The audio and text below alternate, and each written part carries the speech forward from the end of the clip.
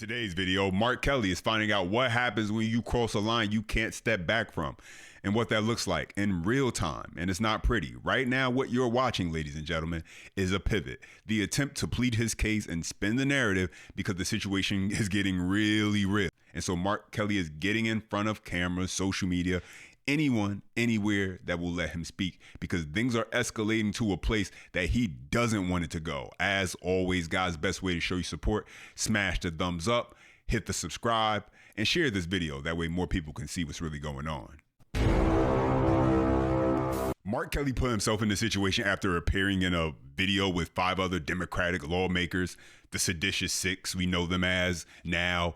In the video, they told military and national security personnel they have a duty to refuse illegal orders and follow the Constitution. Now, the message and the problem with the video was they were attempting to say the president was giving illegal orders without really saying it. And that's something Mark is finding out was a bad decision. And here's the key detail. Kelly is a retired Navy officer, which means, unlike the other lawmakers, he's the one exposed to potential action under military rules, including questions about jurisdiction and recall. And so now Mark Kelly is getting out in front of this, trying to spin this entire thing. As he posted on X, we learned the Pentagon is escalating its review of me into an official command investigation. If Donald Trump or Pete Hegseth think they can stop me from doing my job and serving the American people, they've got the wrong guy. But here he is melting down. He's trying to hold it together, but it's getting real. But let's take a listen. It wasn't enough for Donald Trump to say I should be hanged, which prompted death threats against me and my family.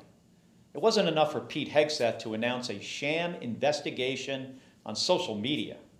Now they are threatening everything I fought for and served for over 25 years in the U.S. Navy, all because I repeated something every service member is taught. It should send a shiver down the spine of every patriotic American that this president and Secretary of Defense would so corruptly abuse their power to come after me or anyone this way. The United States has the most professional military in the world. What I don't trust is Donald Trump and Pete Hegseth, who have already shown they will stop at nothing and corrupt any process to make an example out of me.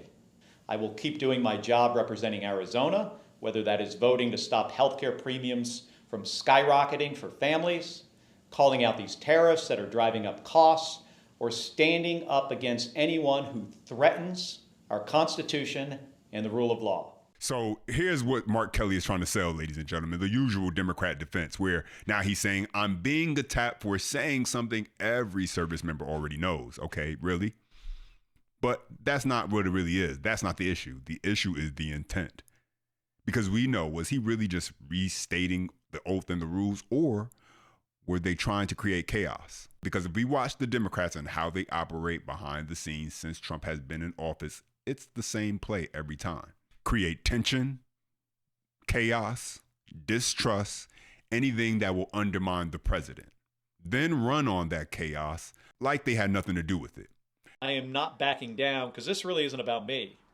This is about all of us. This is about every member of the military, every retired person, every U.S. citizen. Hey folks, it's Mark Kelly, and I want to give you a little bit of an update on the situation with Pete Hegseth and this ridiculous investigation of his against me.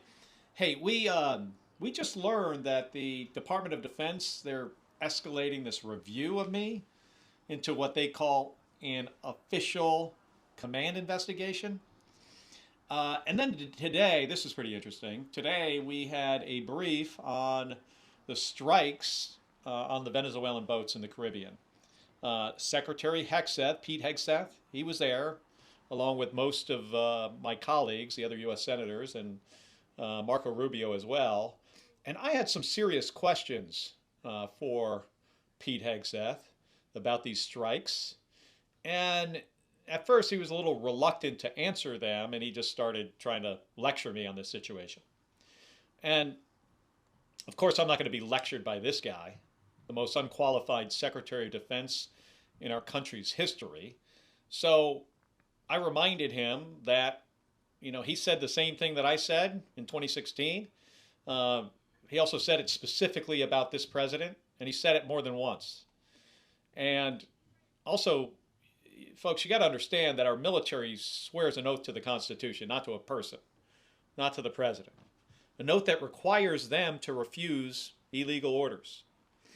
And we still don't know if they're actually going to try to follow through on this court-martial of me, but we do know that they're moving forward with something, this command investigation, as they call it. I want all of you to know that no matter what happens to me, I am not backing down, because this really isn't about me. This is about all of us. This is about every member of the military, every retired person, every U.S. citizen. Yeah, so you seen and you heard that. That sounds all well and good, but it's not adding up. And so now you got Mark Kelly. He's resorting to deflecting and trying to make this sound bigger than him, like he's doing it for everyone. But that's not the case. This was a calculated move against the president to try and undermine him. And he misplayed his hand.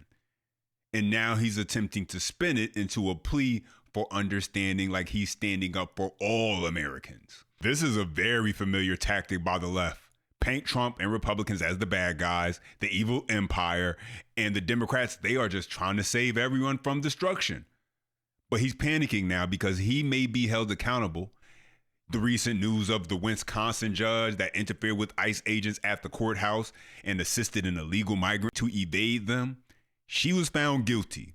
And so, are we turning a corner where these elected officials or people in high positions of power are held more accountable? Mark Kelly is more concerned that that answer may be yes, especially after Donald Trump posted this. Listen, there are laws that impact our nation. Read Title 18, Chapter 115, Section 2387. Whoever, with the intent to interfere, impair, influence the loyalty, moral, or discipline of the military and naval forces to be fined or imprisoned up to 10 years. Commander, this is right on point. Do what has to be done. And that's why Mark Kelly looks rattled. It's not because of a tweet. It's not because of a headline. It's because this has moved into a formal Pentagon command investigation now. So yeah, now he's trying to frame it like this was just repeating a basic principle. But the question investigators will care about is intent, context, and impact. And the more he talks, the more it looks like damage control. And the excuse that he just repeating what all soldiers are told doesn't really hold up. Take a listen to this. To Mark Kelly, Senator Mark Kelly, and whether or not we can expect to see him get court-martialed. Is there anything you can say publicly about the investigation into Senator Mark Kelly and whether or not he's going to be held accountable for, encouraging members of the armed services to disobey the commander-in-chief? Sure. So the actual inquiry has been referred to the Navy. I'm not a part of it. And so they are going through it to see what options that they're going to present. There's a range of options here. I mean, everybody's focusing on the possibility of a court-martial, but there's a whole bunch of things that they can do. They could do administrative remedies. They could give him a letter of reprimand. They could actually take one of his ranks away in retirement and lower his pension. And ultimately what they're going to do is they're going to look at the feasibility of these different things. And so if you look at what he did, and they try to say, if you look at this video, all we did was state the law. Okay, there are two problems with that. One, they misstated the law. The law is not that you have duty to disobey unlawful orders, manifestly unlawful orders. Orders that are clearly illegal to everybody who hears them. So they lowered the standard first. Two, they didn't define what the unlawful orders they were talking about were.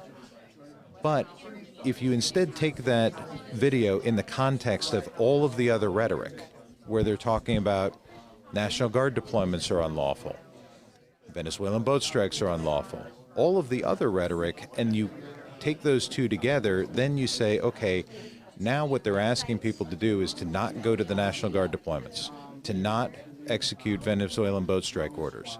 And that's the problem right there, is that those orders are lawful. Now, they can argue and they can say, oh, we think that order is unlawful. And if you have a dispute where some people think it's lawful, some people think it's unlawful, that means it's not manifestly unlawful. Deploy to Chicago with the National Guard, presumed lawful. shoot that protester in the head. Manifestly unlawful. Don't do that. And that's really the difference, is that they've put it in a way that is intended to confuse and is intended to, we believe, cause dissension within the ranks. And so that's something that the Navy is looking at. Wow. When you actually lay all the facts out, it's becoming hard, very hard, to argue that Mark Kelly is just innocent in this situation. At this point, the only real question is, how is he going to be held accountable? As we heard clearly laid out right there. Democrats have spent years doing everything they can to sabotage Donald Trump's presidency any way possible, with no real limits. We understand that. And so this is really nothing new. This is only par for the course. We've seen over and over again what they're willing to do. They were willing to even shut down the government, the federal government, for 40 days, not because they had a plan or solution, but simply to create chaos and to make it look like the president couldn't do the job the American people elected him to do. They didn't gain anything from it, by the way. No policy wins, no leverage, just obstruction for the sake of obstruction. And that's also why, when we look ahead, 2026 is shaping up to be a make or break year for Democrats. Because once the big, beautiful bill fully kicks in, the conversation changes. People are already talking about larger tax returns, expanded small business tax breaks, and real efforts to actually clean up the fraud, waste, and abuse across government programs. We're seeing what's going on in Minnesota.